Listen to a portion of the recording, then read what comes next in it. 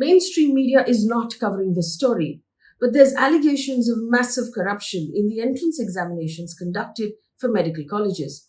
Now, all across the country, if a student wants to get into the undergraduate medical college or a dentist college, they have to take what is called the NEET examination.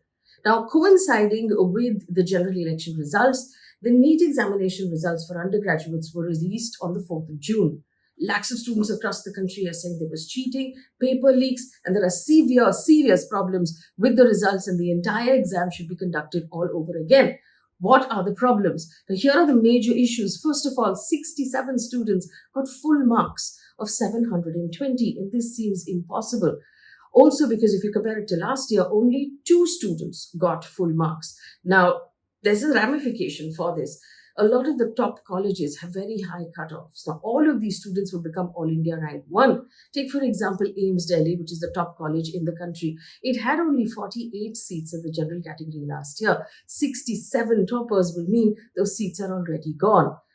8 students of those 67 were all from Jajjar in Haryana. 6 of those students were in the single sequence roll number. They were sitting all one behind the other. And this has actually brought up questions about paper leaks. News 18 Haryana has said in Jajjar, students complained that their examination papers were taken away and new papers were given to them in the middle of the examination. So there's a huge shadow and a question over what happened in Haryana.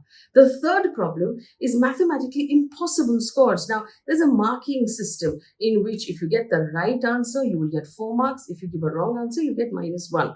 But there are some students who've got examination scores like 718 or 719, mathematically impossible under this particular system.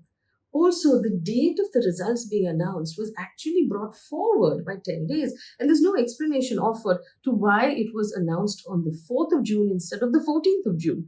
One theory is that it was done in order to sort of eclipse it by the general elections and the chaos around it, and that might have actually happened as planned, unfortunately. And the fifth problem is not just the results, but also during the examination, there were a lot of complaints about paper leaks. In fact, in Bihar, there were 13 people who were arrested, 4 of whom were actually candidates for the exam and their relatives who had paid money to actually get access to the paper before the exam.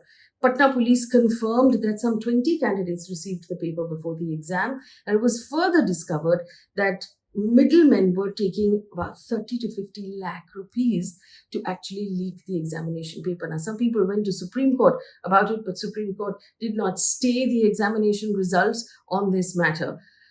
The entire test is conducted by an organization called the National Testing Agency, or the NTA. It comes under the central government in the Education Ministry, and they've given really weak, really terrible responses to these questions. On Twitter, they've basically said 67 toppers have happened because there was one question wrong in the chemistry exam, and anyone who attempted that question got 5 marks, and they had to give that 5 marks. It's not a satisfactory answer. For the mathematically impossible scores, they've said that basically they gave grace marks because there was a problem with time for some students. They got their papers late, and that's what happened. 8 of those students coming from the same examination center, they basically said, and I'm quoting here, "It is pertinent to mention that toppers are from across the country." That is not a satisfactory answer either. And as far as the paper leak is concerned, the NTA has categorically denied any paper leak at all. So obviously the NTA doesn't really seem accountable. It has not held a press conference. It has not adequately answered any of the questions that these students are asking right now. And their entire lives and careers depend and are hinged on this one particular examination. Now, this is this year, but the NEET has been a problem for several years now. Now, I want to remind you that the NEET was introduced to actually solve several problems. At that point, different states were having different examinations. You had to do your various levels of entrances in order to get into a college. And in order to solve all that problem, the one single examination across the country was introduced. It was meant to sort of create a minimum academic standard for medical colleges. It was meant to eliminate corruption in medical colleges that were effectively selling seats in private colleges with subpar grades to people who could afford lakhs of money. And it wanted to remove pressure on students to take too many examinations at the same time. So now there's only one exam. But In spite of that, there have been problems from the very beginning. Now, the NEET is based on the CBSE curriculum, which means that across the country, students who study the state syllabus have trouble actually answering that examination. I want to give you an example with a trigger warning. In 2017, one young girl in a Tamil medium school who had gotten top marks in her 12th standard examination failed the NEET examination. She was one among the many children who took her own life because of this exam. Now, NEET is also conducted in 11 languages, but apparently there are huge issues with the translation, specifically brought up by the Tamil Nadu government over and over again, that there were about 49, 50 problems, errors in the questions in the 2018 examination. Also, because of this one exam right now, there's a big push for the quota system, the KOTA quota system, which is basically competitive coaching. Now, competitive coaching is again extremely expensive. Apparently, for coaching for this examination would cost up to 5 lakh rupees in a quota type coaching center, making it prohibitive then for students who can't afford that kind of money. And finally, apparently, it's been found that NEET is disadvantageous to students from rural areas and from oppressed caste communities. The numbers of students entering medical colleges in Tamil Nadu, for example, from rural areas was 62%, is now dropped to 48%. And finally, there's a question of federalism, because education is a state subject matter, but this particular exam is being run by the center. And so a lot of people from different states feel unheard when it comes to these problems. But the biggest problem for me is the number of lives lost.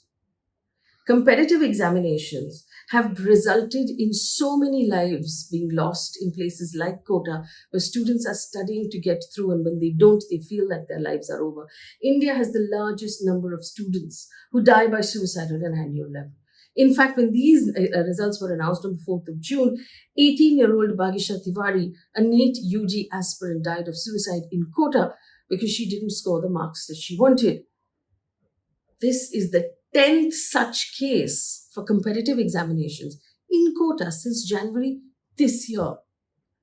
Last year, there were 26 such cases. And this is only Kota. This is only competitive examinations. This is not across the whole country. There's something seriously wrong with the system, and it doesn't seem like the people who are conducting this examination in the NTA are taking this seriously, because the question of life and death of young people, the stakes obviously are too high. They're favoring rich people, they're favoring people with access, they're not solving the problem of making education more accessible. The fundamental problem that we don't realize with medical entrances is that there aren't enough colleges, and that is why it is so prohibitively difficult to get a medical seat in our country. When was the last time we actually added an AIMS to the country? When was the last time we increased the quality education in the country? There are only those many seats, but we keep increasing aspirants and students who want to study to become doctors, and it becomes a huge issue when they can't get in, because if they're made to feel like their entire lives are about this one entrance examination. The reforms are not inclusive. They don't seem to be listening to what the students are saying. They don't seem to be taking what the students are saying seriously. And finally, the NTA is not accountable. It's not holding press conferences. It's not giving adequate answers. And it doesn't seem like the central government or the education ministry is actually responding either. Our students' lives are at risk. And if the NTA is not going to take this more seriously, maybe it is time to knock again on the doors of the courts to get them to tell our NTA to save our students' lives.